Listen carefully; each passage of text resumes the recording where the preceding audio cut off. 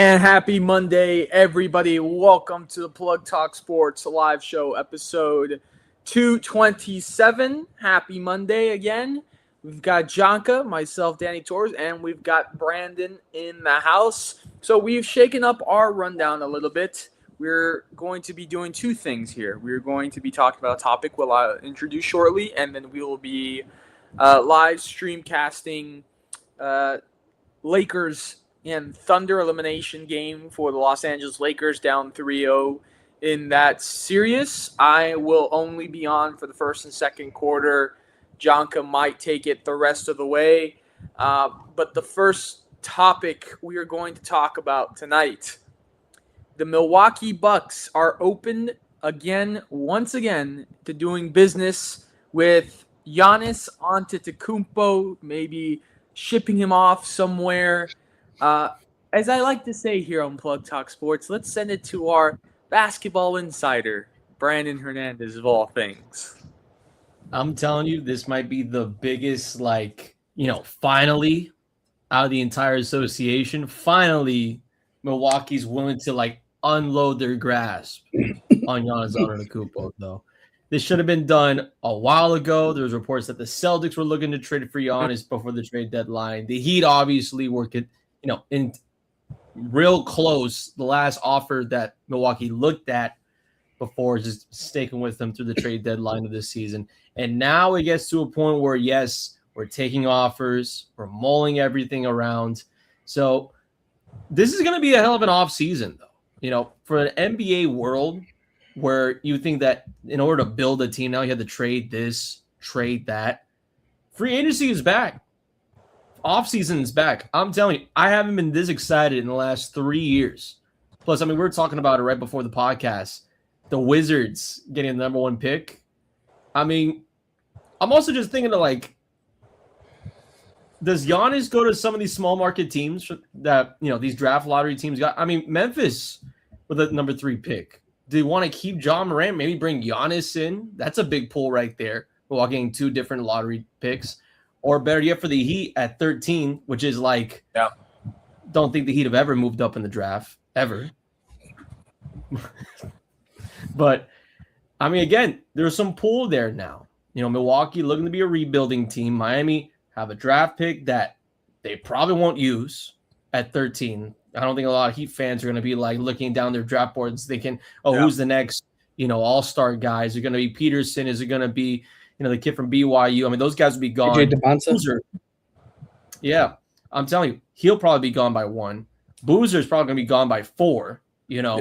He's going to the Bulls. He's going to the Bulls. Let's go. Lock it in. The Bulls. That's a generational lock-in for the Bulls. So, for any Columbus guys out there, get the Bulls jerseys ready to go. I wouldn't go that far.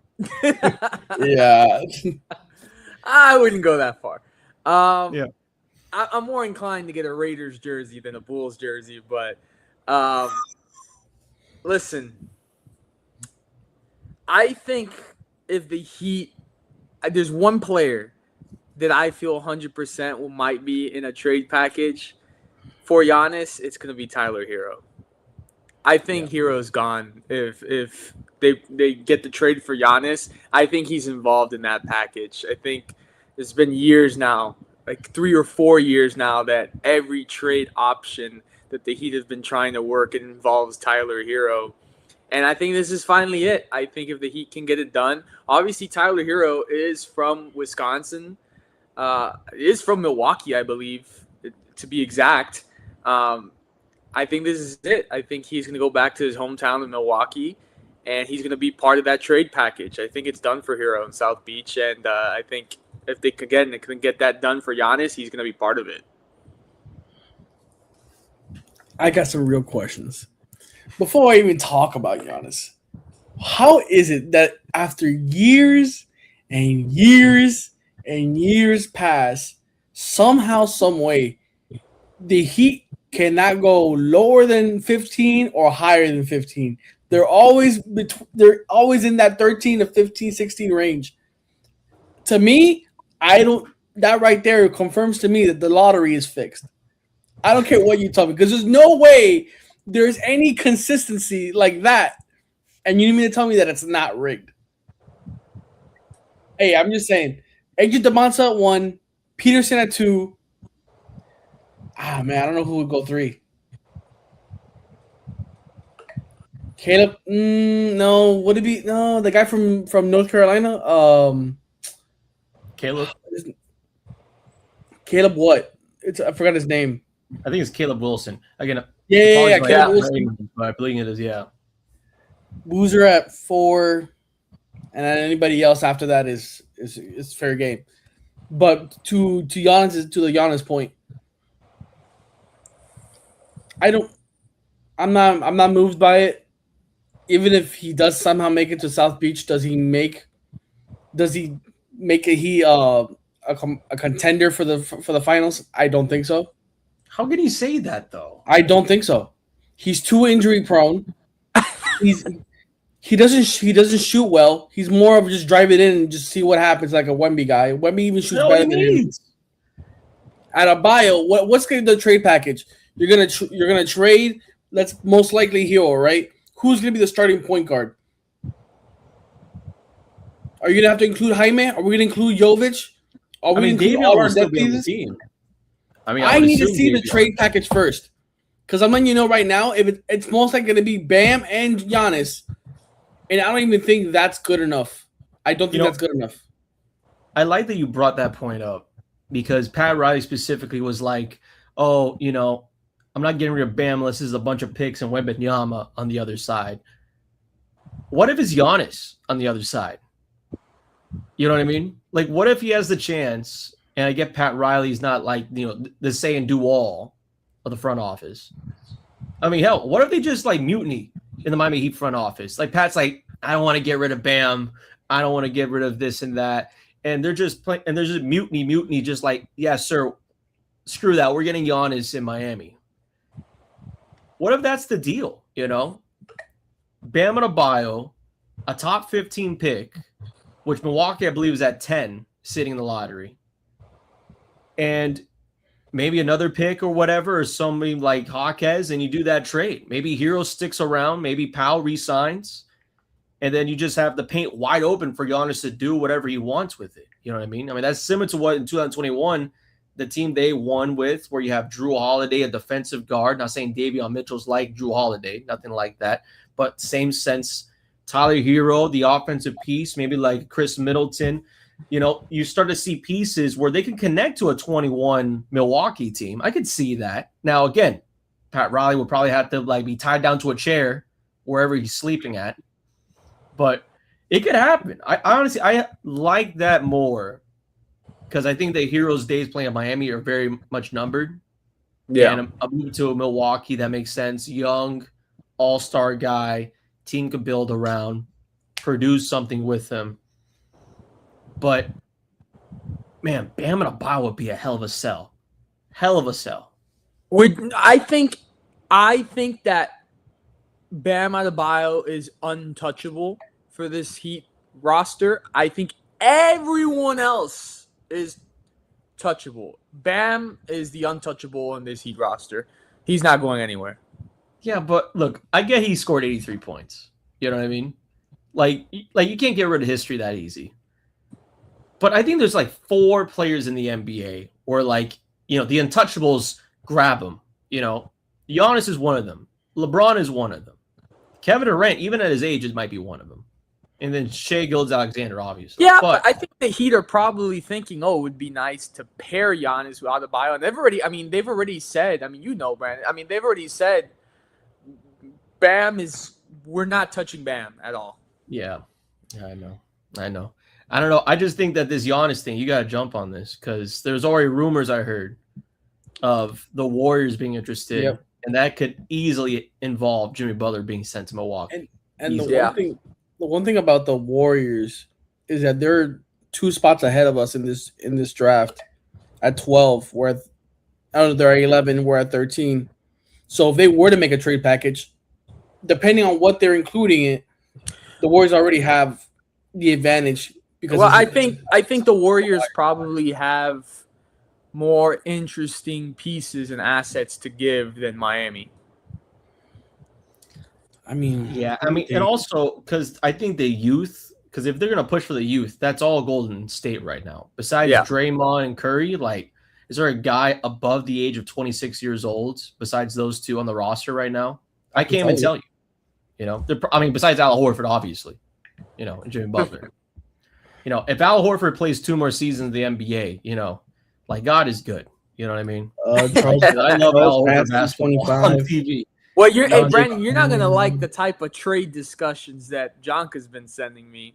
This guy sent me a post the other day that said, and he was like, "Oh, I'll take it," about Jaylen Brown coming down to the Heat. Ugh. I don't even think Brad Stevens would even. No, I didn't say I'll take it. You said you take it. Well, the real question is, what was the trade revolving around? Like Jaylen Brown and who else? Like, who would go to Boston? Man, I can't remember. I just remember seeing Jaylen Brown in the Heat jersey, and I didn't even bother to read the rest of it. I'm like, Jonka, bro, stop sending me this. This is right here. Look at this. And I said, I throw away every jersey I have in my closet if this guy showed up. Oh, the Finals MVP? Yeah, I would hope so, man. I would Hero, hope so. Wiggins, Ware, other young players, and first-round picks. Yo, okay, so geez, the entire team. Yeah, it still wouldn't be enough to pay off his contract at $300 million. It's ridiculous. Now, I want to ask you. Now that we're on that topic, I want to ask you: how did you feel about him getting on that podcast and saying what he did? Look, I think the craziest thing about it, like in today's NBA, as a fan, not only do you get to see your team, you know, drop a 3-1 series lead in the first round of the playoffs, but then you get to go on Twitch and then watch like one of your leading players like complain about it and get fined $50K from his first stream talking about flopping and officiating. Man, I don't know about you guys. I wouldn't wish that on my worst enemy. Like, that is horrid to see that stuff from Jaylen Brown. I mean, and taking shots at Stephen A. too. And taking shots at Stephen A. back and forth on Twitter. Like, this guy was like doing classes at MIT in Berkeley. You know what I mean? We got to be smarter than that. So, but for Jaylen Brown, man, it's kind of messed up that the NBA was like, yeah, let's find this guy, even though the season's over, for his words on officiating. And Lord and behold, the officials look like they got it right in round 2 against New York. You know, I don't think anybody was falling for the flops anymore. I think, Brandon, I really thought that Boston had it locked up. They should have. I really thought Boston was on their way to the finals. Yeah, I think the crazy thing about it, because it really is that game 5, fourth quarter, where you see the offense implode on itself. You know what I mean? It's like watching like Ocean Gate, you know? Like, it's just like you know, like you can hear it like banging outside. Let's just keep going through. We'll win a game sometime, you know? This guy with the references, man. You got to have a good reference in your back pocket, man. You got to have something. But I'm telling you, though, you know, Brad Stevens, for those who didn't saw Brad Stevens, you know, post-season press conference, he sat down, you know, had a, you know, fresh cut, all that stuff in Brad Stevens, Indiana way. And he sat down and said, you know, the offense looked terrible. We looked terrible the last 2 to 3 years. You know, there's going to be a mix-up. There's going to be a shape-up. And I believe that, because I don't think that this team can make it to the NBA Finals with Jordan Walsh, you know, getting 20-plus minutes a night. Nothing against Jordan Walsh. Love his basketball play. But, I mean, the starting 5 in Game 7 for Boston never played a lick of basketball together throughout the entire season as a starting 5. 3 of those starters didn't even score a single point. You know what I mean? So, I'm telling you, Jaylen Brown going on Twitch was just the icing on the cake. Can't get any worse than that. But there will be changes, though. I mean, that's why I really do believe the Giannis news. If there's a moment in Celtic basketball history, and probably the first time since Isaiah Thomas Kyrie Irving trade, this is probably the first time I believe Boston is willing to mash things up. Maybe not Jason Tatum and Jaylen Brown, but everybody else can be tooled out. Pritchard can be tooled out easily. Damn, and that's a Brad Stevens. Don't get that face, bro. Don't get. You wouldn't let go of our guy, Brandon? You gonna do that to me? Jonka, I you love would Pritchard. not. I love Payne Pritchard basketball. All right, that's an Oregon Duck legend. But like, dude, I'm telling you, if Giannis is on the other door, Oh no, yeah, 100%, you know, a few 100%. others. You Okay, know, I was him about and to. a few I others. was about to make sure because Jonka was giving this face like he wouldn't give up Peyton Pritchard for Giannis. I was like, "What's wrong with you?" Well, when you see the Celtics trade for Vucevic and not play him a single damn minute, it's called basic malpractice. No, that was just he was getting cooked. That was just about it. He was getting cooked. Keita has been playing, and again, out of all the players on the Celtics, I'm always gonna back up Keita because that guy was incredible in the second half of the season. I mean, the Portuguese beast. The guy was amazing in the paint, played well defensively, had good footwork. Like, he looked like someone that should be starting in the playoffs. You know what I mean? But Vooch, you know, couldn't play defense. I gotta Couldn't ask stick on you a beat guys. unless you put glue on him, you know? I gotta ask you guys. I talked a little bit about with Jonka about it this morning, but I want Brandon's take also. Do you think that Wemby should have been suspended at least a game for that elbow? You know, I watched that game live at work, and every single person in the same room said the exact same thing. He knew what he was doing. Oh yeah, That was intentional as it gets. I've never seen a player like double check and then go for it. Not even Draymond Green, because Draymond Green will just like screw Lash this and just out. lash out. You know, Boogie Cousins, primetime Boogie, would just like, you know, forget this and rip a guy's jersey across half court, you know. But Victor's a smart player. He's a very smart player. First ever ejection is in career. And I think probably the first time since he's gone to the States. I mean, I don't think he even got ejected in France. But man, he looked at Nas Reed like, is he serious? Like as if it's already his league already, you know? And they ejected him. Now, I don't think if I'm Adam Silver, and again, this is me just thinking that the NBA has an agenda for everything because some leagues do. Not saying it's like the WWE, but if I'm Adam Silver and the NBA front office, tied series going back to San Antonio. this is what Jonka. Wembanyama's not playing. I mean, that's just bad TV. That's just bad to show. So you got to put him in. Now, if it was any other player, probably misses that game 5, comes back game 6. I honestly think that the NBA went a little bit easy on him. Again, first time ever being ejective. I think the first time I ever seen Wemby lash out like that. Yeah. You know, so maybe this is kind of like, okay, this is something new. You know, this isn't like a reoccurring thing. So, but for me personally, I think that if it was any other player, he's missing that game 5. I would agree. I think in the regular season, maybe he would have gotten a suspension if it was regular season. For sure. For sure. Now, I was saying, if you really want to enforce a suspension, then you don't suspend them for in the series. But if San Antonio were to make it out of the series, you suspend them that game 1. Yeah. So a delayed suspension. I would say that too. Actually, speaking of that series, I know a little bit off topic because I've been like kind of noticing like the T-Wolves getting to the Western Conference Finals every single year and then like losing it in the Western Conference Finals.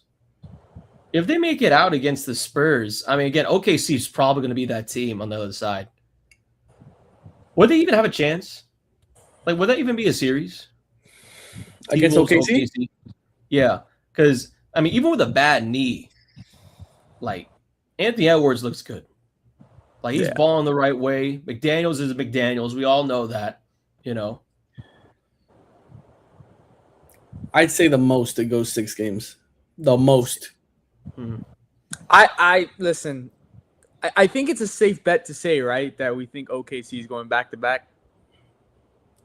I think so. I mean, I would love to see Timberwolves. Not gonna lie. Yeah. Brandon, don't you dare say the New York Knicks. Look, I put some time to the thought. You know, because funny enough, I actually had in the beginning of the playoffs Celtics and Spurs making the finals. That would have been a good final series. Hell of a final series, you know. Unfortunately, you know, things happen. But no, like if you look at OKC And I kind of look at also in the sense of their run last year compared to this year. This year's team, you got more of like a umph. You know what I mean? Like you've done it already. You're pushing through teams. You're getting the right calls. You're getting the right momentum on offense. Last year's team kind of mopedly get to a game 7 against Indiana. And I'm not saying that Indiana didn't deserve to be in that that NBA final, hell of a team at the time. But the competition in the last 4 teams, which, of course, as we already know, is going to include New York, which is going to include OKC once they win tonight, my prediction. Yeah. And then now you have a situation where, let's say the Spurs make it out.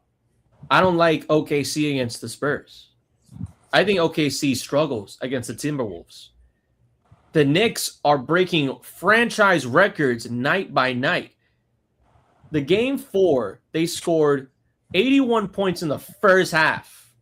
81. That's the second most in franchise history. You know what was first in franchise history?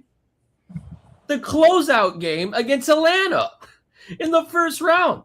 This is on the same playoff series. I'm laughing because this feels very similar to me. It's just like picking my Cowboys in any game. That's what it feels like. That's Brandon, what it feels like.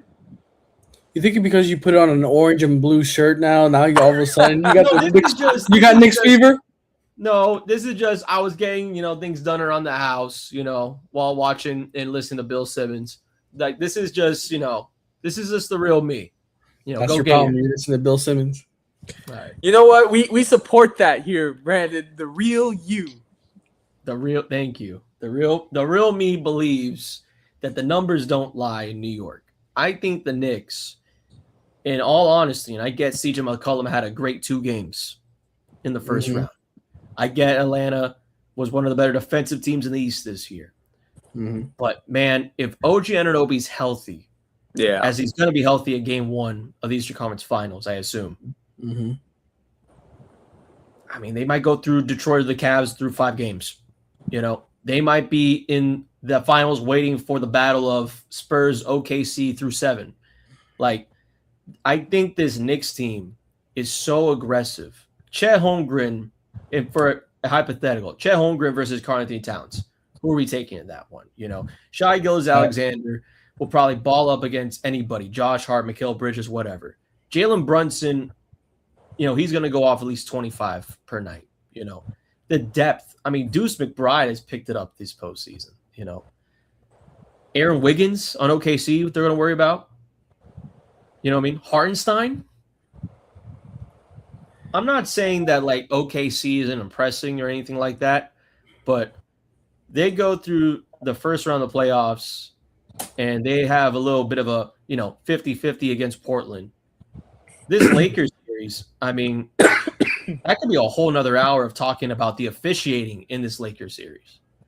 Like, I'm telling you, I don't feel comfortable about OKC going through these playoffs. I just don't.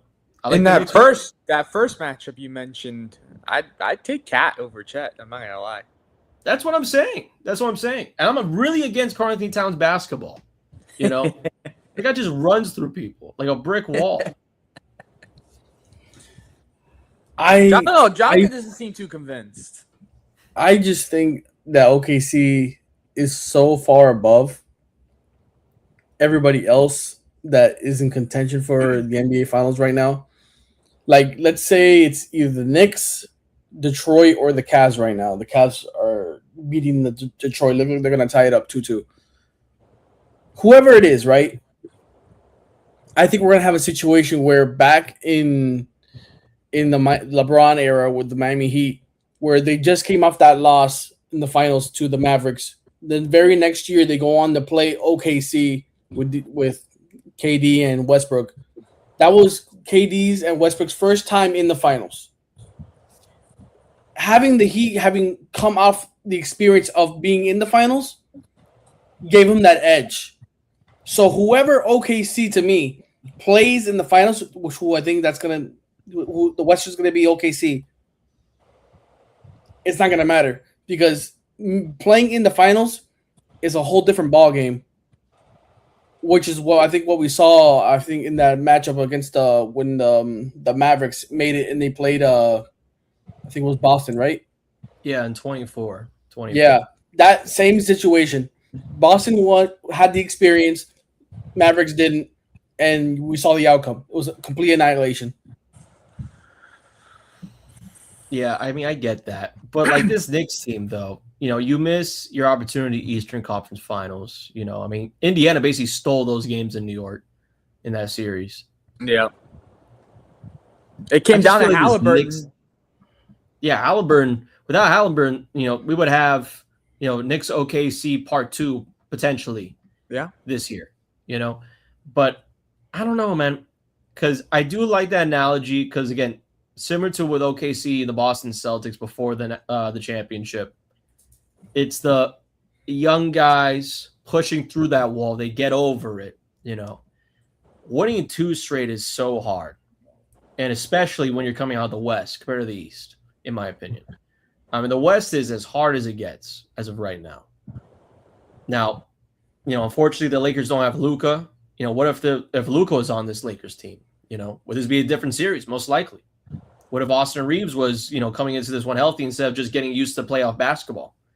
Like, I think they have that experience. I think they have that kind of determination where, I mean, Jog, as you said, like they've been there before. They've experienced it. They've been to the top of the mountain. But for the Knicks themselves, I mean, they're steamrolling. They're steamrolling. They're unapologetic about it. You know what I mean? Like, that's a scary team to see. I don't know if OKC has that in them. I mean, OKC, they played I think it was the Blazers, swept them. Looks like they're about to sweep the Lakers in the next couple minutes for the next 2.5 hours. And if they sweep another one, who have they really played? Have they really like put out any energy whatsoever? Shea hasn't really been doing much, and they've been kicking the Lakers' ass the last 3 games, about to be 4. So it's like you head into the Western Conference Finals, and they haven't even broken a sweat yet. I don't know. Portland gave them a little bit though. Portland, well, actually, my apology. Portland was the Spurs. Who did OKC play in the first round? I can. Who did OKC play in the first? Yeah, we don't even know who OKC played in the first round. That's how. I'll tell you right now. Not the best. The Suns. Oh well, screw that, dude. They haven't been challenged at all in these playoffs, and we're talking about them being in the finals already. I'd rather have the Spurs in there, So what? The hardest competition they've had is 40-year-old LeBron James. Lakers Marcus Smart and Devin Booker. Hey, it's making it to the finals healthy. I want to ask you guys. They're not hit, bro. They haven't been hit yet. We all agree OKC's taking this serious against the Lakers. Now I want to ask you guys. Does LeBron James retire? I feel he's not, even though he should. I agree. Because, we're going to wait for him to, 5 points per game at the age of, 47. You know what I mean? Just give the audience what they want. Give, like D-Wade, the finale tour, the last season, He said he's not going to do it. Yeah, which makes sense because, man, those tickets would be, yeah. You wouldn't even step close to the Freedom Tower if he ever played in Miami on his final tour. The security will be across the metro and all that. I'm telling you, if that happened, yeah, I would have to take payments. But I don't know. I think, but look, I think LeBron. I think if the Lakers want to move on with the Luka as their future, they got to move on from LeBron. And I think the only time that LeBron moves on is if he retires. I don't think he goes to another team or anything like that. But, I mean, you're 40 years old or whatever. Both of your kids are basically going to be in the NBA. I think, Bronny's going to be fine. Bryce is going to graduate from Arizona. Might be a first-round pick by next year. Who knows? Yeah. I mean, LeBron does his job. I mean, I don't know. What else can he do in the NBA? Take the vet minimum. Do you think that he moves on from the Lakers? I think it's the only way. I don't think the Lakers would ever move on from LeBron because the fan base would tear that building apart. So I think it would have to be done. I think LeBron moves on from the Lakers and retires. This is my problem. I mean, the only thing Jonka I can see is like back to Cleveland. Like, Yeah, like either he stays in LA, right? But this is my problem with him. If he decides not to retire, are you going to be asking for max money? That's my problem with LeBron James at this point because you're going to be turning 42, I think, 42, 43. We're seeing it right now in the playoffs. You can't keep up. And we're supposed to pay you max dollars because, you put people in the seats.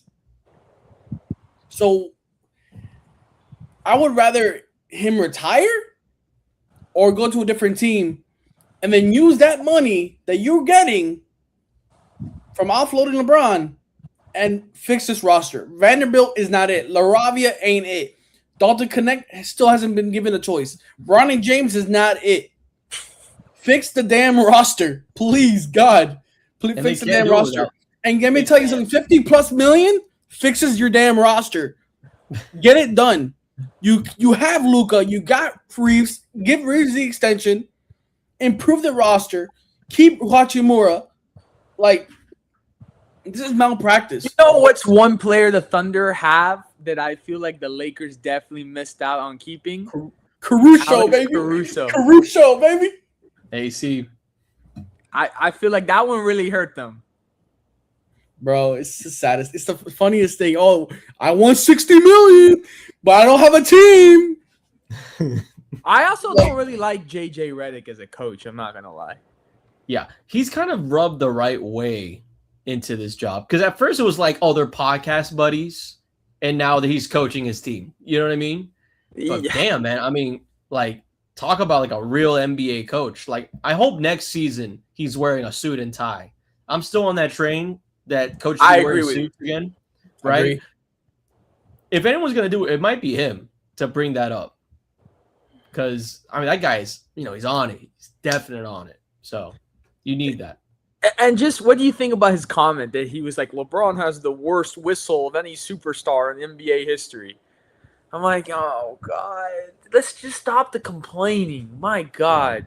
Yeah, we can't be talking about that about LeBron. I mean, that guy would literally get into like theater to complain about a foul. Like you can't say he still has the worst whistle in the NBA. Again, the officiating in this series, insane. And it's not even Shea. I mean, I guess Shea's a free throw merchant. He is. But my word, man, like, Hartenstein's getting calls. Jalen Williams getting calls. Like, what are we doing? And then just the whole thing of them surrounding the referee after the game. I'm like, and like Austin Reeves is just giving him to the referee. And all you see is LeBron. Yeah. Tell him. You know what I would love to do, bro? I would love to with you guys and maybe a bunch of all the other viewers watching right now. Just with my pen, just circle and just go through all the film, right? And just look at all the bad defensive plays, just letting them go by and score. I think it was like the quarter and a half. The OKC Thunder were already like 26 points in the paint. What does that have to do with free throws? Look, I get that, but like 26 points in the paint, and then you have 50 from the charity stripe. I don't know about that. Shea, the free throw merchant, has not been getting that many free throws lately. So I can't talk my smack now, bro. I don't know. Actually, hold up. You know what? I'm just now I'm a little bit curious though. So that last game where they lost in Los Angeles, and again losing by like 20, no excuses there. That game 5, or my bad, game 3. So Shea had 23 points. She had 7 free throws. 6 of 7, yeah. 6-7. Sorry. 6-7. I actually walked into that one. My bad. That's on me. And then game 2, he had 9. And then game Yeah, 1, there's 26 free throw attempts for OKC in that game. And the Lakers. game 1, he only had 3 attempts. Yeah, I don't know, man. I don't know. I mean, the calls. I mean, there's no question the calls have been questionable, but Look, we're gonna be watching the game right now, right? Which, Jonko, when the it- game starts, you should put the game cast on here on the screen. Yeah, don't worry. Pay attention to the body language from the defense of the Lakers. They just let these guys blow by because attitude reflects leadership, and there's no leadership on this team. There's no leadership. LeBron now is checked out. Would you say that they probably have already checked out though, like that? Oh yeah.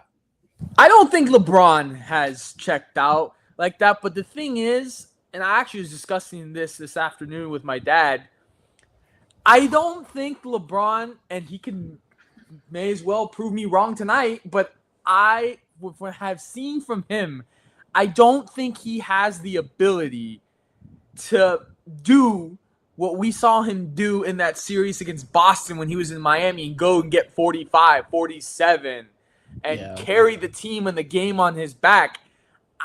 I don't see him doing that anymore. Yeah, not against this team. That was like a 10-year gap or whatever, you know? I mean, I don't even think LeBron has the joints to get up like that. I mean, again, he could still, posterize anybody if he wanted to, but I don't know if he's doing it over Jason Terry anymore like that. I have to agree with Jonka. Jonka, you told me, and listen, we all know LeBron's always been a passer, but you see it now. He's been passing the basketball a lot more instead of all right, attack. It's been more facilitating and passing. And again, I know he's been a pass-first kind of guy all his career, but you're seeing it a lot more now and not really being into that straight-up mentality, I'm taking this game over. Yeah. LeBron is 33 points per game in elimination games, by the way. So anybody that wants to go on the over or under, 33.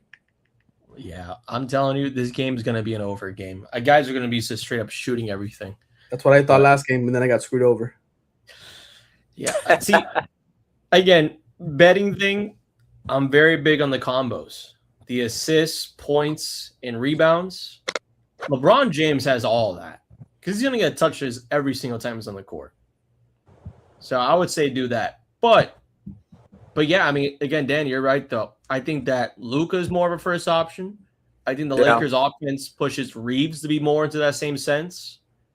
LeBron is not just taking games over anymore. Yeah. You know, not as he used to. But we're seeing him miss easy layups at the rim that you're used to seeing LeBron finish. And it's kind of and I think it's getting to him because he sees him missing that. And so I think to try to compensate for that, he immediately goes to where's the foul?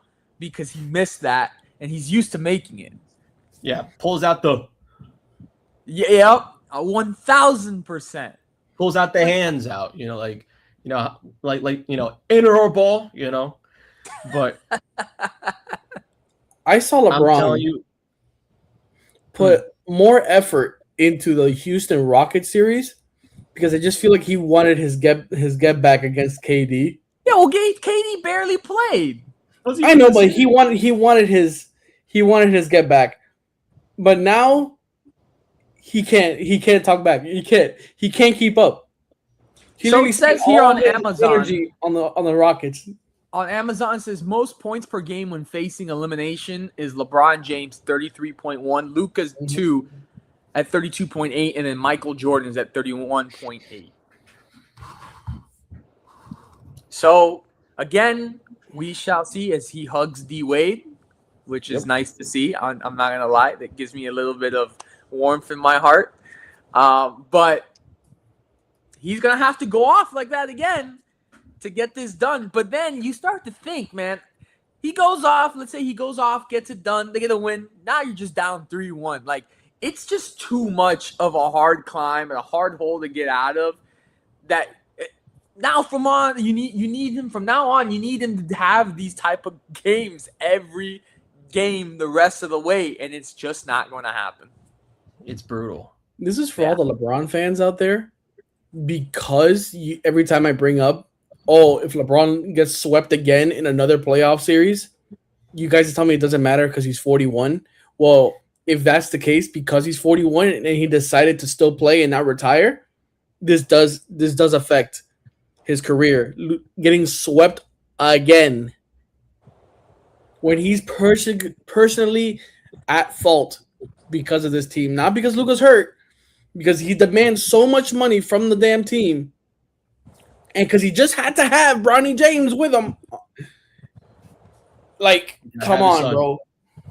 Now, actually, I just thought about this, because when you think of like longevity, like not a lot of people talk about Jordan's like Wizard days. Mm-hmm. I'm thinking 5 years from now, will we talk about LeBron James's career after 2021? You know what I mean? Maybe a year after he retires, everybody's still like getting off this is a new NBA, new era after LeBron. Maybe after a year, 1 or 2 seasons, I think everybody's gonna just like stop talking about it. LeBron's still gonna be around the NBA, but I think he's gonna be just probably showing up at games with Bronny and Bryce. No. But I'm not even saying like, forget about LeBron or whatever. I'm saying like in the sense of when you look back at the, who's the best all time conversation. Do you count these Laker years after his last championship? You have to, because you're playing. Yeah, but like think about it though. Like, so Kobe's last year's, like he had freaking Jordan Clarkson and rookie Julius Randle as his top guys on his team. That's why he took like 50 shots a game. That's what he took 50 shots a game, but he wasn't winning though. He wasn't winning. That's what I'm thinking. I'm thinking like in 10 years from now, people are gonna say, "Oh, LeBron retired right after COVID." Like I get what you're saying. I get what you're saying. I know what you mean. But I hold people a little more responsible, because if you're just gonna be playing just for the sake of playing and just trying to improve your stats career wise, then yes, it is gonna affect it. Don't tell me otherwise. Yeah, I mean, I am agreeing on that part. Still crazy LeBron's able to do all this stuff even at his age now, but like, I mean, yeah, no doubt he was gonna catch Kareem, I mean, I feel like you can say that about a lot of great players in a lot of sports, right? I mean, do we really care about Tom Brady's last year in Tampa and gets eliminated and his career ends on a loss to the Dallas Cowboys in the playoffs? I mean, kind of the same thing, right? I didn't even know it was the Dallas Cowboys. Yeah. I remember that one in the soul, Brandon. We sent his ass. Sorry, I was about to curse. I was going to say sent his ass packing. Man, poor Tom. I seen pictures of him recently. He was at a WNBA courtside. The guy looks skinnier. He's gone. I'm saying, bro, this guy's on Ozempic or something. Yeah, he's gone like full Vegas. Like you can see the red in his skin, from the sun beaming on him in the casinos. He's gone like Ozempic, like he's gone full Vegas. He finally gets to taste the real food, bro. Yeah, I mean, I guess you could say that. As I was saying, a lot of athletes, Tom Brady. I mean, you can argue at this point both Cristiano Ronaldo and Messi in soccer. I mean, they're both kind of almost the same thing, right? One in MLS, one in Saudi Arabia. Yeah, but does winning an MLS Cup really hold anything in this world? To me. There you go. The same way that Cowboy playoff win means something in my soul. The MLS Cup for you holds something in your soul. Like, all I need now is just a win at New Stadium. I'm still waiting on that first win. Oh my God, bro. the thing I have with the thing with Messi, Ronaldo, Brady. Brady, Kobe, they were all fighting to win championships. What Like they're about D all Wade? still, oh no, just I'm just saying like the big ones. Like but You LeBron, he don't was think just D only Wade's big? I'm just saying for like the big stars You don't think Dwayne Wade's a big star? on LeBron level. No, Well, greatest all time. yeah, I'm just saying Yeah. Okay. Okay. LeBron only did it. LeBron only did it for the stats. Let's all be honest here. When he finally passed Kareem for the all-time most points scored, he literally didn't care about the game. He literally cared about the points. I can agree with that, but I also think he wants another ring badly. I really do feel that he wants another championship badly. Yeah, he wants that 6. He so wants that 6. Five. Oh damn! He's gonna be playing till he's 50 then. Crap! He's not passing Jordan, or he's gonna fight dying to get that 6 ring. I think he really wants the 5 at least. There were plenty of times this guy was about to get a triple-double. He was 2 rebounds away, losing by 30, and he gets subbed in. He gets those 2 rebounds and then gets subbed right back out. I gotta ask Brandon. What did you feel about Skip putting him at number 9 all time? That's crazy. What was this? He had a reunion with Stephen A. Smith on First Take last night. Yeah, I didn't watch that, to be honest with you. But he pulled that. Which, by the way, you need to go back and watch it, Brandon, because I think that you would really love it. I enjoyed it. Yeah, I probably would. But again, number 9. I'm on the wrong side of history though, because I'm a huge fan of Max Kellerman. I thought that was the better First Take. Love Skip, but when Max was there, that was no. See that's why I'm on the wrong side of it. But I'm gonna stick to my guns here. Max Kellerman was like hilarious with Skip. I mean, my apologies, with Stephen A. With all the beams and the aliens pointing at me, I want Andre Iguodala. Iguodala, like that's iconic, man. That's an iconic line. Love Skip, but yeah. So what was the list though? So name me like a few players that were above LeBron. John, you want to go for it? I'm gonna look it up. What was the top 10, right? If they put like Oscar Robertson, I lose my mind. He had Bill Russell above LeBron. I can respect that. I'm trying to find it here. Respect but Bill. I will tell you, he said it like this. He said, number 1, okay, here we go. Michael Jeffrey Jordan. Yep. All right, tell him the list. Jonka. MJ 1. Okay. Magic Johnson 2. That's a wrap. Shaq 3. Kareem 4. Tim Duncan at 5. Bill Russell at 6. Whoa. Kobe Bryant at 7. Who's that 7? Larry Bird at 8. Kobe's at 7. Larry Bird at 8. LeBron at 9. Wilt Chamberlain at 10. Wilt didn't even crack top 5. I didn't even think about that part. I was so distracted that Tim Duncan got a top 5 bid over Bill Russell and LeBron James. I didn't even think about Wilt not even getting up there. Well, remember, he's a big Spurs guy. Spurs are not. He's not blind, like.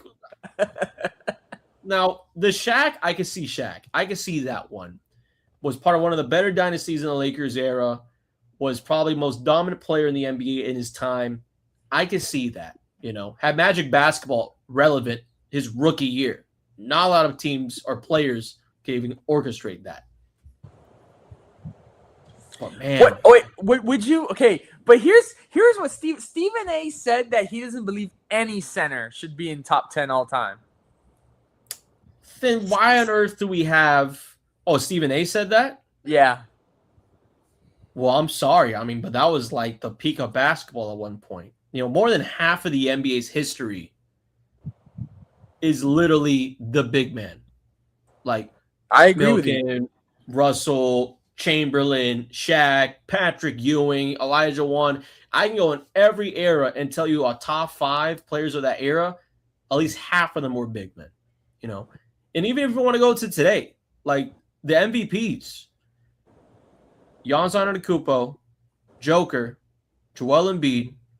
I mean, besides Shai Gilgeous-Alexander and Russell Westbrook and James Harden, a majority of them big men. You can't just ignore that, you know. Now, again, all time, you got to be able to do defense, offense, everything in between.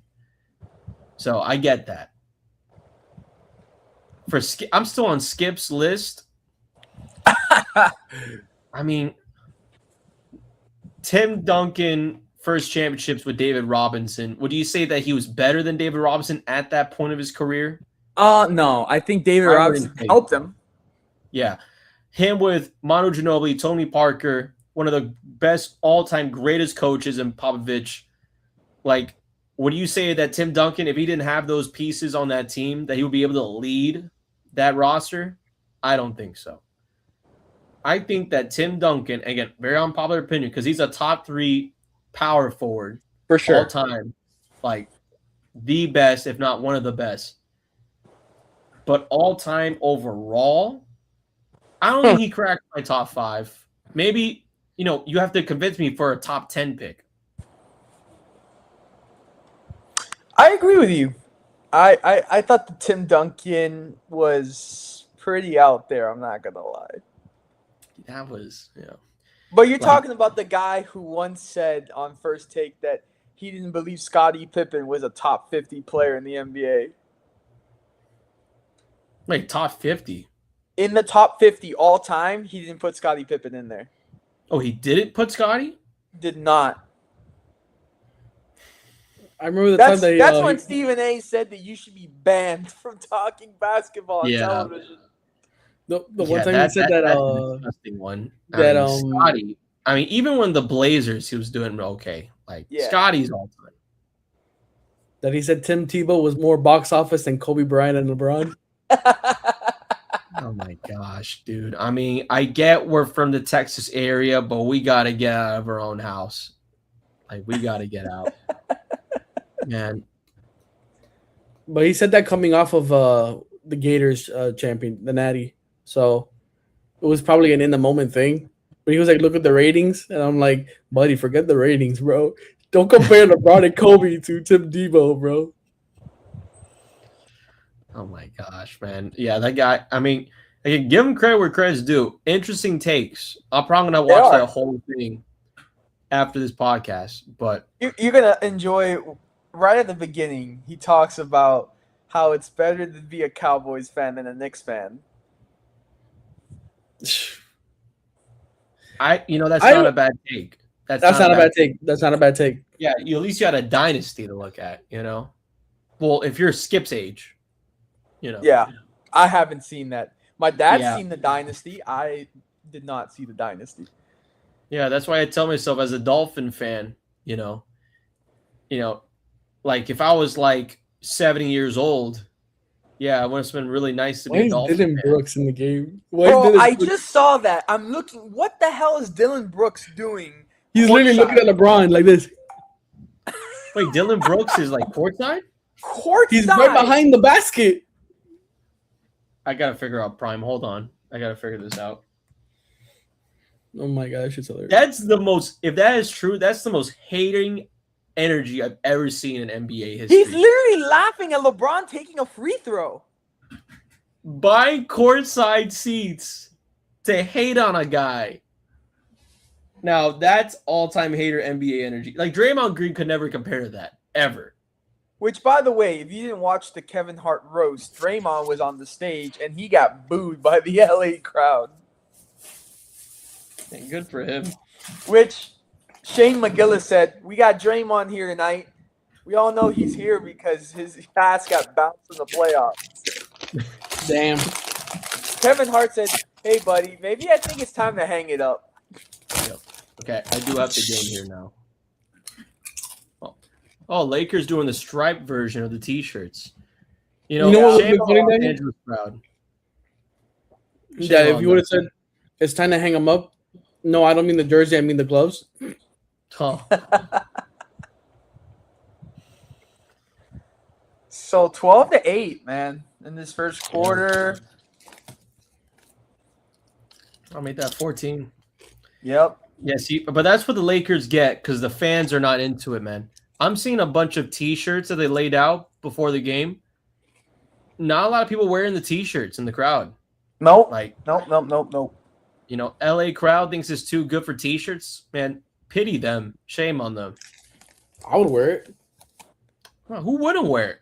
Even that's what- Miami, everyone would wear the white hot shirts. Yeah. See, I don't get why the Heat don't bring that back. Besides them not Yes, making the man. playoffs. Pat Riley, bro. Yes. Because we're always a play-in team. Yeah. I guarantee you, if we were like a 7, no, if we were like a 6, a 5, or a 4, everybody would be wearing the damn jerseys. And No, I missed that. You remember when the Heat had the all white hot uniforms just for the playoffs, Yes. home games? I missed that. Now, again, not even like a Heat lifer like that, but that was true Heat basketball. 100%. That was true Heat basketball. Everybody shows up in the button-down white shirts, just looking like they just got off the domino table, get in the building. The Heat locker room is matching the same energy. Everyone wearing white besides Eric Spoelstra. Like, that was it, man. That was it. But I wanted your guys' take on this, though. Because with the new lottery rules, Okay. a play-in team would have better odds of getting the first overall pick compared to the worst teams in the NBA. I love it. Yeah, I can agree with that. Like, Reward the teams that are actually trying.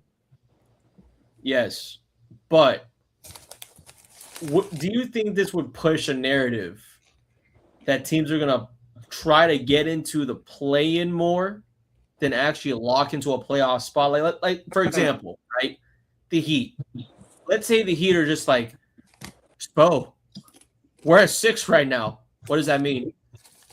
We're going to drop in the lottery. Oh, crap. Let's go drop to the 7. Like, I feel like there might be a narrative there. A little extreme. But it's not crazy. We're like, we're a play-in team. And if we're a 7th seed, we have 2 shots at getting in the playoffs. I feel pretty confident. Let's lose these last few games. Let's bench some guys. The problem I see where you're getting at. I know I see it, but I think a way it would cause a lot of like internal issues unless they fix it. But yeah, make college basketball a minimum 2 years. Don't make it a 1-year thing. You develop the players that way. That even if you have the number 1 top, let's say you have a top 1 through 5 pick, right? Those 1 through 5 are going to be the players that actually like change up a team. Everybody else is just a bench player or a rotational piece. Yeah, or it takes years. So if you were to have like an extra year of development, the pool of players actually gets bigger, and that way 6 through 10 or 6 through 15 actually has some quality. That way you don't incentivize that situation that you just brought up. That makes sense. I don't know. I just think in that new system, I think a team like, let's say, for example, the Brooklyn Nets, the worst team in the NBA next year. They'll probably be the worst team in the NBA for the next 5 years until they really find themselves developing mid-first round guys. And speaking of which, I don't think there's any NBA team right now that has it worse than the Pacers and the Nets. I mean, Yeah. my goodness, they were right there for a top 4 pick, and then the Clippers at 5. 19-win season, and you don't even have a first-round pick. I think that's unfair. Very unfair. Oh, then again, they did the trade, though. They did that Zubac trade, and, they got what they get. But brutal for them. And then Brooklyn, man, I mean, I don't think they're going to get any luck in the draft. I think if they were to change the name from Brooklyn to Buffalo, maybe Buffalo Bills fans will support another team. The Buffalo Nets. Go back to New Jersey. Make a New Jersey Nets again. There we go. See, I would support that. Now, I've been to Barclays Center. Love Barclays Center. It's a bit odd. Beautiful arena. The low light. I like the low lighting. Yeah, the low lighting and Biggie Smalls right next to like Jason Kidd's jersey retirement. So it's got class. ABA basketball. I just hate, if they did like not like a rebrand, change the jerseys. I agree. It's like I'm watching like the Pro-Am for a random 2K game. Like go for the jerseys. I can't even tell you a design difference. It's just Brooklyn, Yep. black and white. Like what happened to like the Sky Nets or like, a little bit of the aqua or like just something different, just something. Like it's the Brooklyn Nets. Like what are you gonna like the mascot or even just like the net? Like who cares about the net? I don't know. Like, and I do agree with the color. The color scheme is dull. When you use black and white, you have to really use it correctly, or else it's not gonna look as good. And I think they can use a different mascot. Honestly, a different mascot. Just change it to the Nets completely. Just remove the Nets and just make it the Brooklyn something else. No, I keep Nets. Yeah, I appreciate the Nets, and plus again, that's like grandfathered in from the ABA. Yeah, but man, again, put Brooklyn in cursive or something. No, like the old how it was with Brooklyn Dodgers. Yeah, it was in cursive with Brooklyn Dodgers. Yeah, and maybe it was because it was the B or like the blue. Yeah, but it popped like you felt it when you wore it. Or you can do is keep the Brooklyn Nets name, but change the color scheme. Yeah, something like that. Just I don't know. They not saying a full rebrand, but they gotta do something because it's like I'm watching like I don't know if you guys remember like that. What was it? Nike did a commercial of the World Cup or whatever, where they had like robots playing against like humans. The clones. Yeah, the clones exactly. Oh, like watching the clones, and it's the clones of the worst players on earth. Like that's what I feel like when I'm watching Brooklyn basketball right now. Damn, bro. It's the truth, man. Like Clowney's good. Claxton shouldn't even be on that team anymore. But damn, if you wanted to tank, just put out a social media post about it. They got rid of Cam Thomas. Like that guy was a bucket, and they got him rid of for no reason. Oh, the Lakers making a game out of this though. Yeah, 1 point game. Well, it is the first quarter. Let the guys get tired, bro. You gotta let it settle in, Brandon. Yeah. Sounds like an Inter Miami team. You gotta let it settle in. Oh my gosh. I hate the fact that they lost that Florida Derby the way they did. Bro, it was awful. But man, I think we can all agree on this. St. Clair, he's not going to stay for this, like the rest of the. I doubt it. I really doubt. Like after the World Cup, he might not even. So his point of coming to Miami was the exposure, so he can get that spot on the Canadian national team as number one. But Maxime Crepeau, the goalkeeper of Orlando, who's also fighting for that, he might get it. Yeah. Honestly, I don't think either of them deserve it. It's like a Shark Tank situation. Yeah, bring out this a is bullshit product just to get notoriety.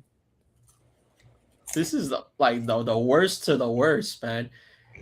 I don't even know who's in Canada's group, but does Canada even get out of the group? They had some hype to them a couple years ago, but it's kind of died down. Yeah, it has.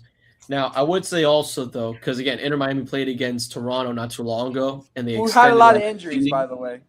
Yeah, who had a lot of injuries. but the seating in the venue look, because I know they extended it for the World Yeah. Cup. Yeah. I'm not a fan, man. I'm really not a fan. It looked Like, kind of odd. it's a very odd one. The least they could have done is like make a wall or something. I don't know, like cover it up a bit. You know. I don't want to disrespect my country that I live in, but I'm getting the energy that the people who have set up the stadiums and FIFA don't give a you know what about the World Cup right now. I haven't seen many people talking about the World Cup besides like actual fans. Yeah. But like there's really no hype. Like I remember when 4 years ago when it was France and Argentina and Spain and everybody else, bro, there was some hype coming into it. Now forget it, bro. You have Messi's last World Cup, Ronaldo's last World Cup, Neymar's possibly last World Cup. yeah. We have Mbappe, who maybe can make it for a third straight time to the final. Like, come on. And But there's no hype around this? Do you think it's because a lot of people have been priced out of this World Cup? Yes. I that could also be it. Yes. I think that the moment that Americans realized, like, oh crap, I can't even go watch a game in person. I mean, that's when you really lose interest. Because, like, before it was kind of like, oh my gosh, they're playing at 9 a.m. You know, let me get in front of my couch. You know what I mean? Yeah, yeah. Yep. But this is going to be like, man, like Spain against Cape Verde. That's going to be a 13-0. Yeah, and that game will still be over $800 just for the nosebleeds. You know, But it's like, because also they've expanded this World Cup to more teams. So who the hell wants to pay? What's happened with the expansion of the World Cup is that they have allowed teams who don't Diluted. usually make it to make it. And so the quality of soccer is lower. And now they're charging these insane prices to watch New Zealand against Uzbekistan. yeah, and like Yeah, half of the diluted. time is the venues too. Like, Yeah. I don't know what it was like in 1994 when they had the World Cup here. Yeah. I doubt they had games in St. Louis, Missouri. I doubt that they had any Kansas City heavily. Not saying that Kansas City doesn't deserve a World Cup match in Arrowhead. I'm not saying that, you know, but, you know, not that enticing to see Messi in the middle of cornfield. I will say, Messi at Arrowhead, man. like, come on, bro. I don't want to disrespect, but I'm just saying, que carajo, what Latino wants to go to Kansas City, Missouri to watch Messi, bro? The barbecue. Why not LA? Why not Miami, bro? Why not New York? And then Missouri? And the thing again, maybe this is because we're on the East Coast, we're East Coast based. The U.S. team plays all their games in the West. Yeah. Like California, and then you go up to, you know, Oregon or whatever, you know. Like, nobody on the East Coast is going to watch their own team. Yeah, no one's going to be able to watch that. Like, I thought they're playing in their base in Atlanta this entire time. Now, mind you, still getting the, you know, whooped by the European teams. But yeah, I mean, I would expect the United States to be playing in Mercedes-Benz. I expect them to play in Dallas. Why are they out west? You know, or even Kansas City. USA and Kansas City makes sense. Yeah, stuff like that makes sense. Like, and especially, I mean, let's just talk about Miami as well. I think the only match that makes sense in South Florida for this World Cup, again, group stage wise, Colombia, Portugal. It's literally the only one that makes sense. Yeah, because I have tickets to Brazil, Scotland, and I mean that one doesn't really make sense. You have tickets to that? Yeah. But again, I know this is a dumb question, but who are you rooting for in that game?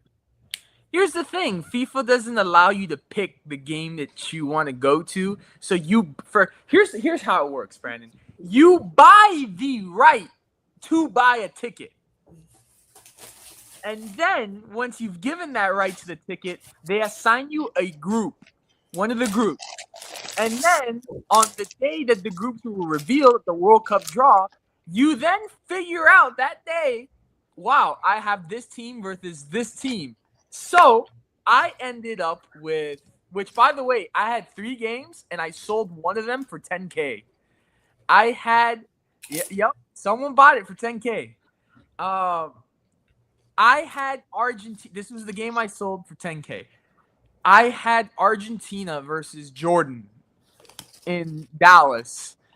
Okay. Jordan. Like I was like, first of all, I sold it because it was during the time frame of my master's graduation and I could not go. And so I'm like, first of all, Jordan, like, do I really care on seeing Argentina versus Jordan? So I ended up with that, but I sold that. And then the other game, which is in Atlanta, which I'm going to listen, I don't care for it, but I'm going for it for the experience, is South Africa and Czech Republic. That's a cool one. I can see that. So? Oh, I mean, because Modric's going to be there. Oh no, my bad. That's Croatia. That's Croatia. Yeah. Yeah, this one is just And then I got Brazil and Scotland here in Miami, and obviously I'm going to be going for Brazil. But hey, Scotland's got Lewis Morgan, so I like Lewis Morgan. I think he's a fantastic player. I think he's a nice guy. So, but come on, I mean, that whole stadium is going to be filled with yellow and blue for Brazil. It's just, and I went on the resale market to go watch, obviously part of my heritage of Spain. Dude, I mean, the game in Atlanta, because they're playing twice in Atlanta, those games were already sold out. So then, which makes no sense because the most popular game that they're playing, which is Spain against Uruguay, wasn't sold out, but it's in Guadalajara. And I'm like, I'm not going to Mexico right now at this very point in time with everything going on. I'm good. Thank you very much. I'd stay right here. Exactly. So, yeah, but then the resale prices are insane. Yeah, no, I don't think I'm going to go to a single one. I mean, work being conflict, obviously. Yeah. But the only game that's going to be going on my day off in South Florida would be Uruguay taking on Saudi Arabia. Is it worth the few $1,000s just to see that match? No. I don't think so. No. A few thousand? No. You're nuts. Now, if things were like $200, then yeah, for sure, But I'm not, and I'm also like, I'm seeing them on SeatGeek or like these other places. Still not jumping on that. Feels kind of shady taking those. I'm trying to find a hookup on something. Now, you want to know how crazy? First of all, I'll get to this in a second. But you want to know how crazy FIFA has everything controlled? Is that if you sell, which this happened to the tickets I sold. I sold the tickets, right? Resale. Someone crazy enough bought them for that price of Argentina Jordan. You sell them, and FIFA says, "All right, but I'm taking 15%." Damn. FIFA literally, if you resell your tickets, FIFA gets a cut in it because you're reselling it. Wow. I'm like, they take everything. They control everything. Yeah, and 50% is just diabolical. Like I would assume like maybe 10 or 5. A fifth? No, 15. 15. 1-5. Oh. No, not 50. Yeah, 15. 15. Okay, yeah, 15. Okay. Which is still, I mean, it's a lot. I think it is. 10 or 5 is reasonable. Yeah. Yeah, 10 or 5 is more reasonable, though. 15 is definitely like, I mean, you wouldn't even tip your waiter 15 at some of these places, Damn. Again, another hot take. We're all hot takes here. But no, yeah, honestly, it depends. If the service is garbage, you're not even going to give them 15%. Yeah. Again, but I'm between that 10 and 5 range, depending on what it is, If it's like a lobster dinner, then yeah, we got to tip big. But if I'm at a Johnny Rockets, like, you just handed me my fries and shake, that's a good $5 your way. I'll let you know. No, I mean, bro. Yeah, FIFA. They rip everything off. I mean, heck, they wanted Mercedes-Benz Stadium to remove the Mercedes logo at the top of the stadium, and they were like, we can't do it with the way that the roof retracts open. We can't do it because FIFA says that no stadium is allowed to have their sponsorship deal on the stadium because obviously they don't want those sponsors to make money off of the World Cup. So that's why when you see the World Cup, all the stadiums, Hard Rock Stadium will be named Miami Stadium. AT&T Stadium will be named Dallas Stadium. They don't want the sponsors to make money. Then why the hell do you approve U.S. World Cup, North America World Cup for 2026 if you know that ahead of time? You can miss me with that BS, bro. Like, no, but they've done that all over the world. They've done that all over the world. The World Cup in Qatar, the same thing. They didn't have any sponsorship. Russia, it was the same thing. No sponsorships. Yeah, they just control everything. Yeah. Now, how are they covered the Hard Rock one? Because that one is like that's a hanging right there, thin air. Or it's on the roof too. Yeah, on the roof as well. So, I guess tarp. Yeah, it would have to be a tarp. But you think about it, they're only doing it for this tournament because we just had the Club World Cup last summer and they didn't care. No, but again, like this is the bigger. big. Yeah, this is bigger though. Yeah, they want all the money. That's what it is. They want, and that the expansion too. The expansion, more teams, more money. Yeah, that's true. Yeah, I'm actually just looking at the box score now. Yeah. LeBron James, 2 of 6 from the floor shooting. Marcus Smart, 0-4. Sounds like a Marcus Smart game. And then you don't miss him? Look, I get it was necessary to bring in Porzingis. I still wish he was on that championship team.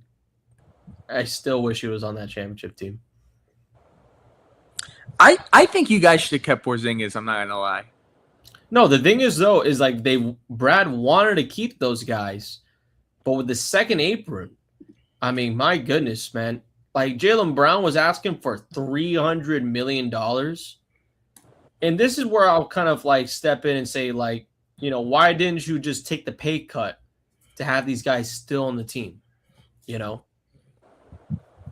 But again, Porzingis had a mystery illness that I'll never know what the illness was. Like Drew Holiday. I mean, we flipped him for Anthony Simons, and I can't really hate on that because that turned to Vucevic. And I love Simons when he was on the team too. Oh, Anthony Simmons? Yeah. Simons. Simons. But yeah, I mean, again, like that second apron, I mean, that killed the Boston Celtics' chances to keep that roster together. Caruso, bang! Oh man, it's the Caruso. Yeah. I think I don't know, man. I don't want to be too premature in this, but I feel like we might have a close back and forth game all night. The fact that they were only up 5 and they were walking back huffing and puffing. I'll tell you what, LeBron James better start waking up. Yeah. He needs to wake up. At least Reeves is, though. 8 points, 3 and 4 from the floor. Hey. Man, Luke Kennard plays no defense. No defense. I mean, AC just shot over him, and he didn't even, like, move his shoulder. Caruso's 3 for 3. 9 AJ points. Mitchell's 3 for 4. And I think they're all 3 were 3s, so yeah. That's rough.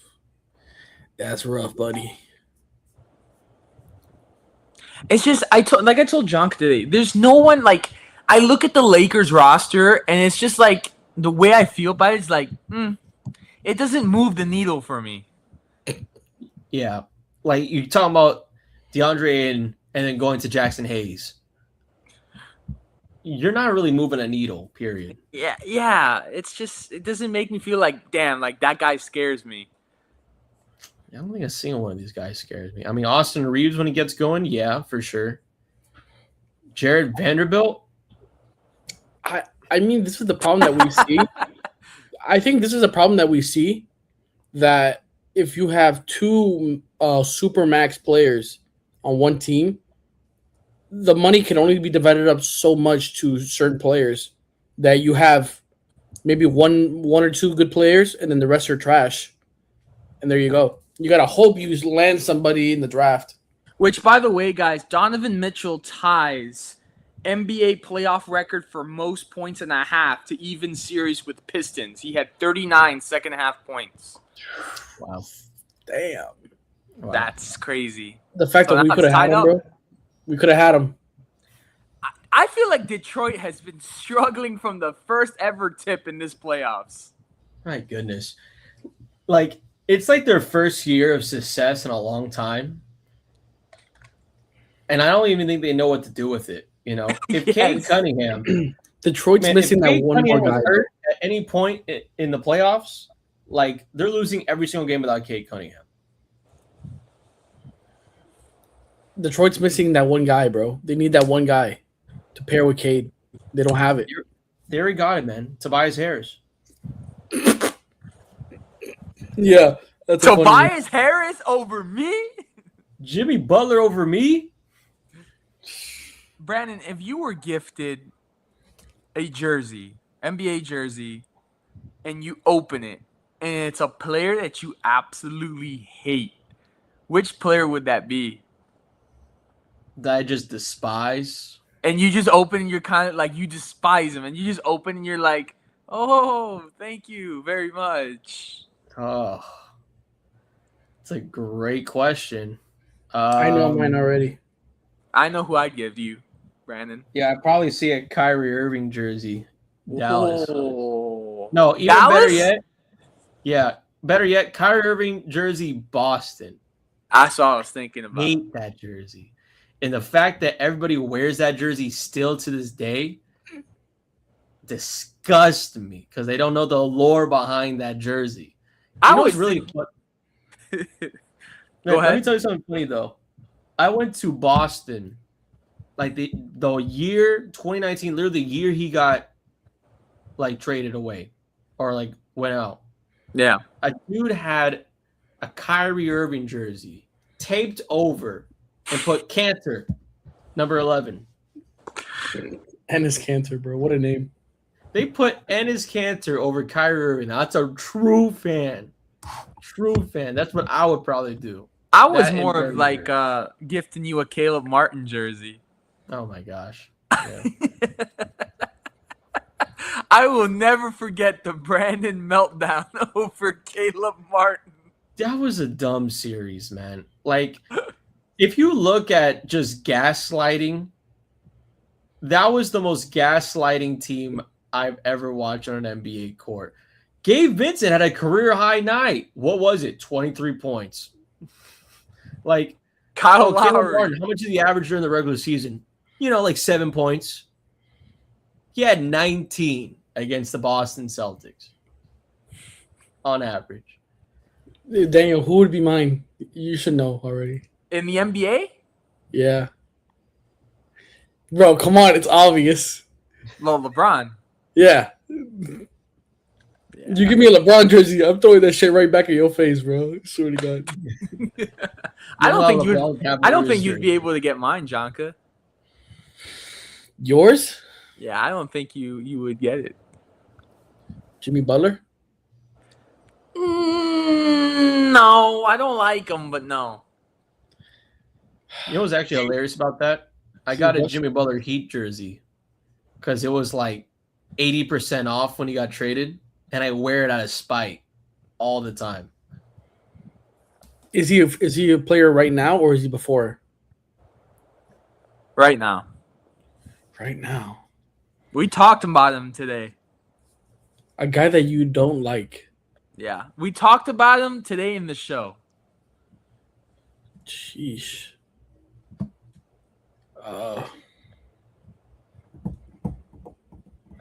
Going through all these. Do you want me to give you a hint? Tatum? No. I don't like Tatum, but no, it's not him. This is Brown? No, it's not a Celtic. Shit. Is he East or West? West. West. Draymond Green. Yep. Bro, I can't stand his ass, bro. He's so annoying, man. Dylan Brooks is not far off, though. Bro, Dylan Brooks is low-key more annoying. Because at least Draymond actually makes plays. Well, I don't know. Draymond's kind of like that annoying where it's, man, this guy just needs to stop. You know what I mean? Yes. Like this guy needs to stop. But yes, Dylan's is kind of like, it just baffles you a little bit. You know what I mean? Like this guy's staring down guys at tip off. Like that's some WWE stuff we saw in 04. Like it's like WWE, like some menace. Proudly. Yes, a menace. A menace. I would wear that jersey proudly, you know. And even better, Grizzlies, Dylan Brooks jersey. I'll wear that in a heartbeat. Okay. Two players from the past, though. One of them, Brandon might not. Actually, they were both Celtics at certain. Jason Terry's one of them. Absolutely. Paul Pierce, bro. Oh, my God. He pissed me off. I love them. Bro, I'm not going to lie. Garnett pissed me off, too. I like Gar. Yep. He pissed me off. Rondo pissed me off. It's that passion, man. They have passion. Bro, but Paul Pierce is just delusional. I had a better career than Dwayne Wade. I'm a better player, too. Yeah, okay, buddy. And this whole James Harden D Wade debate is starting to piss me off too. James Harden. You're gonna tell me he had like 10 points the other day. I'm like, D Wade in the playoff game could never. Bro, there's no comparison. I think the thing is though, like when you think of James Harden, it's that one 2019 season. Thank you. Bro. Like career-wise, I'm not gonna put him with D Wade. Never. But damn, when Harden was going, and then he didn't. I mean, yeah. But no, I mean you can't average 40 points per game and be shocked when people are like, "Oh my God, Harden might be one of the better like MVPs of his position or whatever." You know, I mean, I'm not gonna like be baffled when people make a comparison. But man, Harden. That's another jersey too. That's another jersey I have. Because he got traded. Yeah. Harden jersey, when he got traded or left or whatever to Brooklyn, like that was $25 in the Pines Pembroke Mall. Immediately grabbed that. Oh, get the rebound. I don't know what. I feel like what Harden did was he got a map. He's like, you know what? I want to take a trip to Dubai. But he never saved. He never bought the ticket. Never got his luggage ready. And then it ended up being a dream. And so wait, hold on. I got something to tell you guys. So Sophie Cunningham recently named her Mount Rushmore of best shooters of all time. But if Steph's not on there, she's retarded. No, Steph is on there. But this includes not only NBA but WNBA. Oh God. God. She put Steph Curry, Ray Allen, Diana Taurasi. Oh Jesus. And Kayla McBride. Klay Thompson's not up there? Nope. Well, she's crazy. Taurasi was like that though. McBride, I don't think so. Someone said too mad. If you replace with like Reggie Miller or something, then you're talking. Or Clay, then you're talking. Someone said, how does she not include her teammate Caitlin Clark? Bro, Kaylin, bro, is on another level, bro. Oh my gosh, no! I had this conversation with a coworker of mine, and it honestly got me thinking: who would you guys take in a one-on-one, Caitlin Clark or Paige Beckers? Kaylin Clark. Caitlin Clark. That's what I said, and they're like, "Oh, because like she's like famous or whatever." No, because she literally What the fuck you balled mean? out like over everyone. Like she had like a better career in college. So far, a better career in the W. Like Yeah. Bro, Who would you say is your favorite? Is that your favorite WNBA player? me? Yeah. Well, I mean, I'm a big Haley Van Lith fan, but Oh, I like Caitlin fuck Clark her. too. John already knows. I'm stuck in between two, to be honest with you, of who my favorite WNBA players are. John, you know who those two are? Sophie Yep. and is it Sonia Citron? Nope. Don't The fact that you got this wrong already, it bothers me. tell me Angel Reese, bro. No, bro. What the hell? Oh, wait, my bad. Yeah, I got it. Cameron Brink. Absolutely. Give me those It's two. unfortunate she plays for the Sparks. Yeah. Unfortunately, man. Well, guys, it's a 8-point Yeah. game Yeah. with 7-12 in the second. Not We can a already single- see the little sprinkles already laid out. Damn, man. Not a single Lakers score in the second quarter. Dude, Rui's 2 for 5. Wow. Marcus is 0 for 4. Still, yeah. Oh, Yeah, I might be gone by halftime. This team will probably be gone in the next 2 minutes. Yeah, at halftime, I'm gone for sure. And then the Lakers missed again. LeBron missed his shot. Oh, LeBron did the hand thing. No shot. Bro, listen, I already told. a 13-0 run, man. I didn't say this when we were talking in the beginning of the show, but another thing why I have OKC also winning this is that trade with Philly for Jared McCain, bro. That has been a huge component of this team, bro. Jared McCain has been money this series. He comes in and just starts hitting. He has. He's been Brandon, good. you don't like Hartenstein? Well, I do like Hartenstein. I think he plays a good way, physicality. But man, I mean, I'm watching him play now on the court. He kind of like leaps around after a screen, like he's like, like I don't see him as like a center where like I'm very confident that in the last 3 minutes of a game and it's like tied, I want him on the floor. I'm not confident in that. But Hartenstein, I like his play. I'm not saying anything bashful about him, but he's not like a center where like, oh my gosh, they needed this. You know what I mean? Yeah. There's a lot of Hartenstein in the NBA today. I can tell you that. If OKC wants a traditional big, you got Hartenstein. But if they want a shooting big, they just put in Chet. Yeah. And Chet Holmgren, again, I got a lot of stock in Chet. A whole lot of stock in Chet. I love Chet Holmgren basketball. Chet reminds me is the white version of KD. Yes. He was hitting them shots last game. It looked exactly like KD. Dude. Exactly like it. Like the fact that OKC even has him is crazy. Insanity. Listen, I would push so much for an OKC KD reunion. Oof. Bro, that would be nice. Low key, bro. I would want that so bad, man. He wants it, bro. And Can you imagine for the if they're longest- able to do that and keep Chet Holmgren on the team? Like Oh, Kevin Durant and Chet just living it up in the front court? Bro, but I did think that for the longest time, I always thought that KD would find himself or end up on the Wizards. Because he's from Washington? Yeah. I mean, he could right now. Yeah, if you wanted to. I mean, and that's another crazy thing. Number 1 pick, Anthony Davis, Trae Young. And if they figure out a way to get Kevin Durant on that team,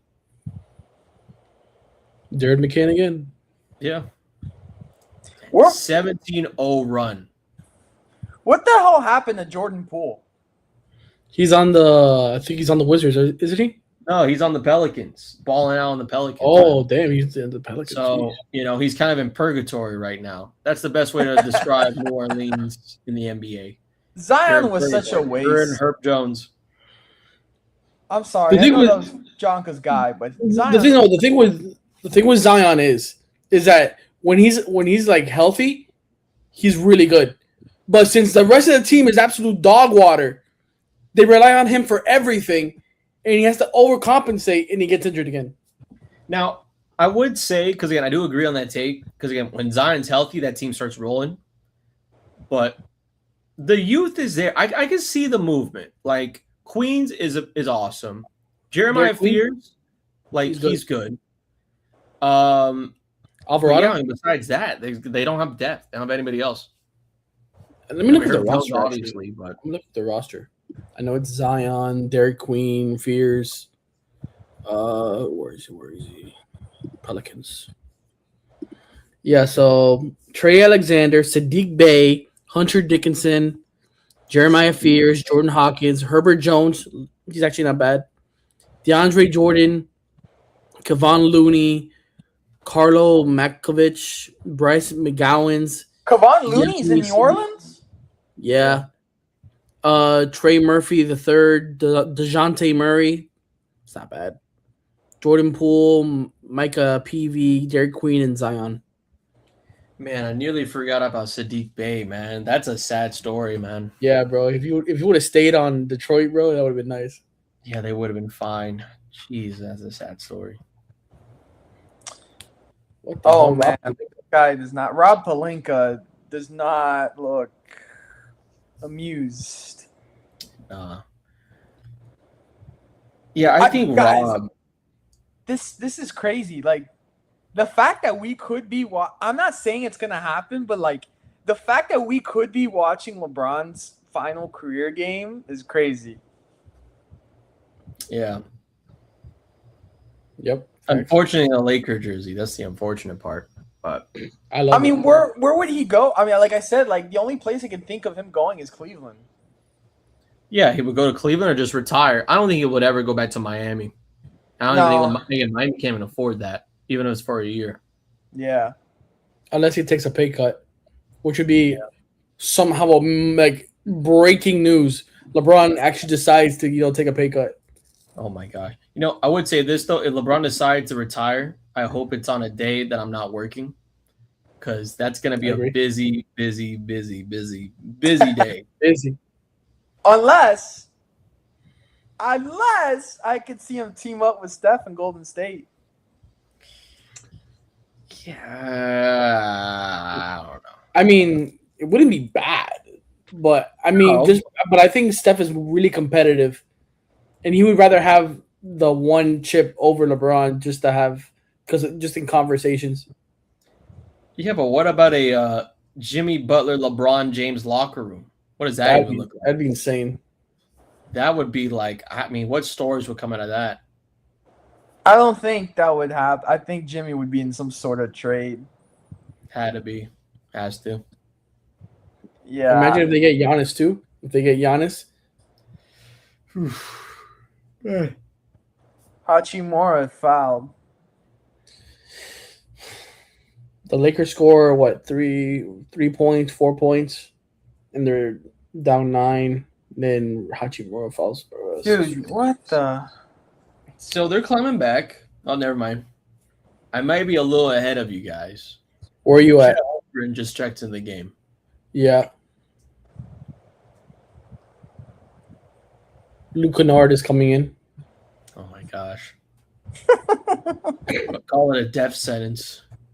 Luke Kennard Austin playing Reeves, defense. Luke Kennard, Hachimura, Jackson Hayes, and Marcus Smart. That's your lineup.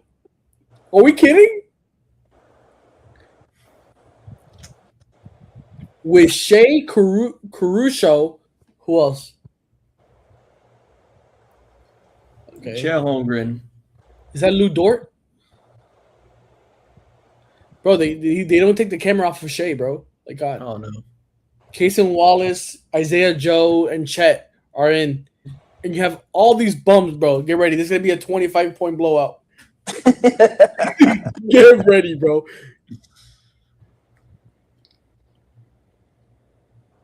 My God. Bro, Caruso is such a Miami Heat guy. Like he puts effort into it, and he'd actually like put aside his ego for the team. You know who was a Miami Heat guy just because he was a hard worker? This is probably not a name you haven't heard in a while. Matthew Dellavedova. No, God. Oh, Bro, that 2016 when everybody thought, "Oh, it's gonna happen." He's better than Steph. man. Matthew Dellavedova, man. I think he's gonna live. Like they probably have a statue of him outside some gym in Australia just for that series. Bro. And J.R. Smith. Denver and New York, J.R. Smith was the best versions of J.R. Smith. Yeah. He's kind of lost it when he went to the Cavaliers, man. Like, couldn't even tell the score, couldn't even find his shirt. It was going crazy, man. Absolute legend, though. Absolute legend. Now he took up golf, college golf. Actually graduated the other Yep. day. I saw Yep. that. I was congrats to him. Bro, Brandon, I just saw your story. The football guy that would dress up every game. Yes. He's going to be police officer. Yes, dude, in Miramar. Damn, Honestly, bro, I love meeting him every time I went to the games, bro. Fuck. Hey, Yeah. how are you? Can you see Brandon? How close are you up there in Broward? Can you see the fire? oh, the Everglade. So the weird thing about it, I can't really see anything. I didn't know about it until like someone told me. Yeah. You know? But like I heard it was like big clouds throughout Miami-Dade.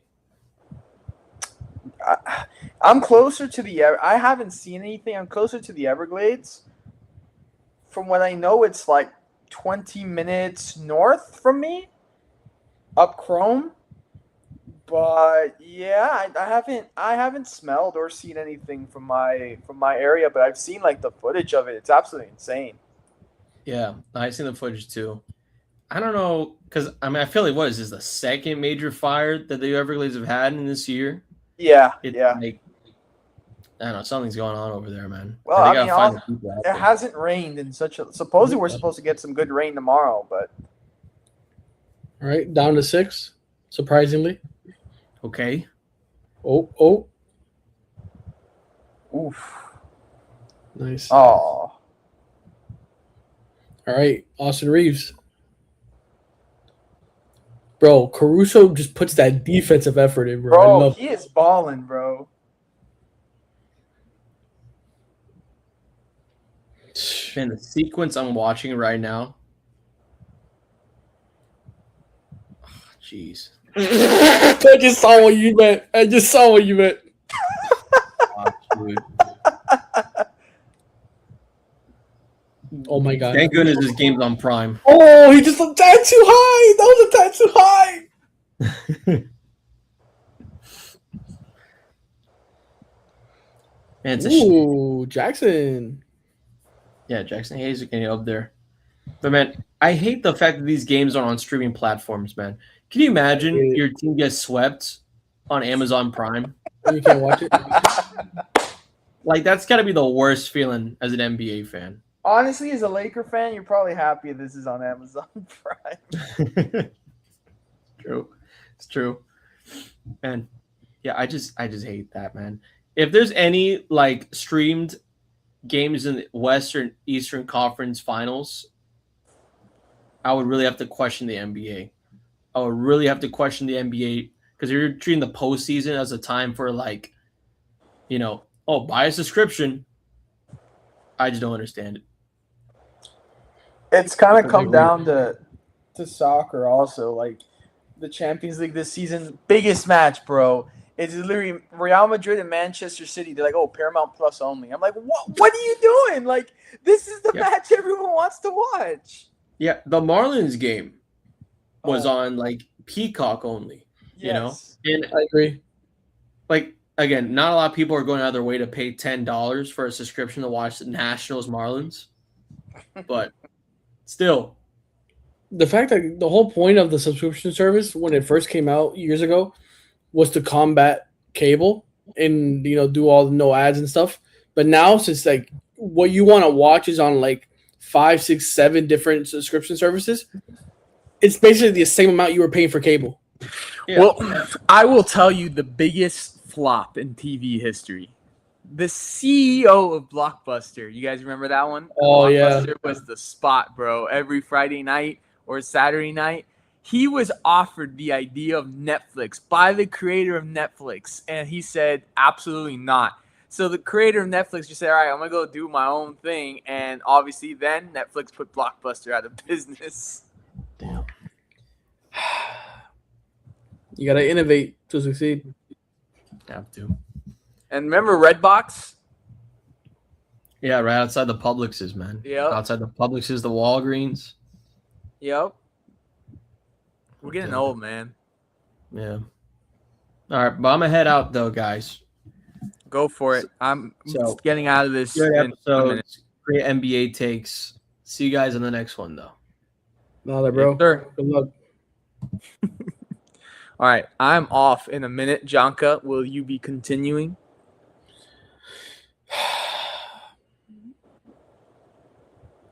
I do not know. I don't know why. This game is has a feel where like they're down 7, but at the same 5 there. But at the same time, I feel like they can get blown out, go on a 7-0 run, 8-0 run, and it's back to 15-16 again. So I don't know what to watch. Oof. And I gotta get a haircut tomorrow morning. So You going to grooming? shout out to Grumans. Yep. Which we have a very special episode being filmed later this month. So I'm not going to spoil any details on the barbershop talk, but it's going to be a good one. Who is it?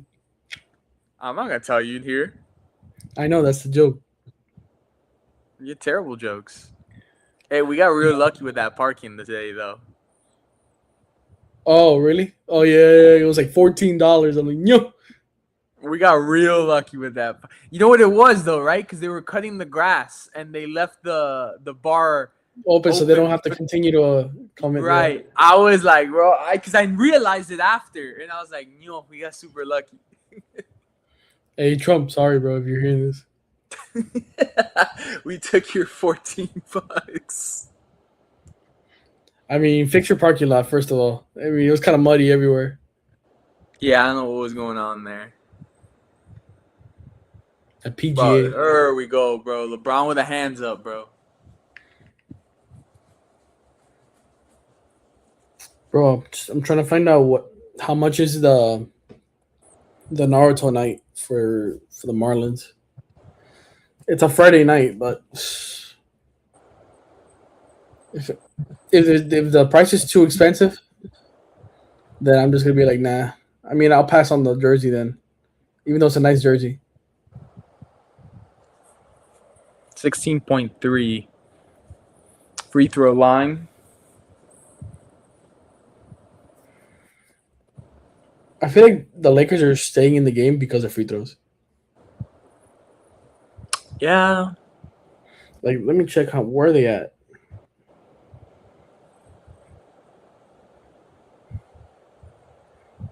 The Lakers have shot 13. Yo, when LeBron comes out this game, bro, and it's just his teammates on the floor, you're like, bro, what is his team? The OKC Thunder have only shot 6 free throws compared to 32. And shout out to that guy who's wearing the Montreal Canadiens jersey courtside. Bro, you guys are only relevant right now because you know our Florida Panthers. You know we're coming back.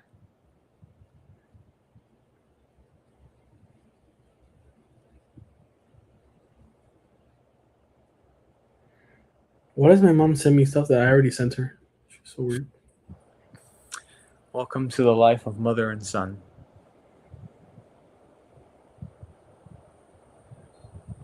Well, I've seen people What the- already taking pictures of with the new APs. Yeah, there's people camping out in the New York store for it. Bro, I'm like, well, these people, like, they have to take the fun out of everything, bro. What can somebody just? I'm telling you, ooh, man, LeBron rolled that ankle nasty. He feels it. He feels it. Oh God, that was nasty. Did you see that? Yeah. Well, it's a good thing it's about to be halftime because get that ankle worked on.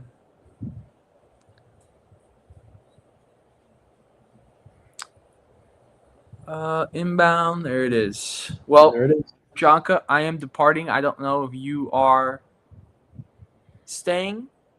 I leave it Yeah. all in your I gotta hands. wake up early for haircut, so I think one day here. And if anything happens, if there's something going crazy in the fourth quarter, who knows? Spontaneous live. Well, once again, But yeah, we'll end it here. Episode 227. I thank you guys for tuning in. This was a fun one. I like when we do spontaneous stuff like that. And we'll see you guys next week for a brand new one.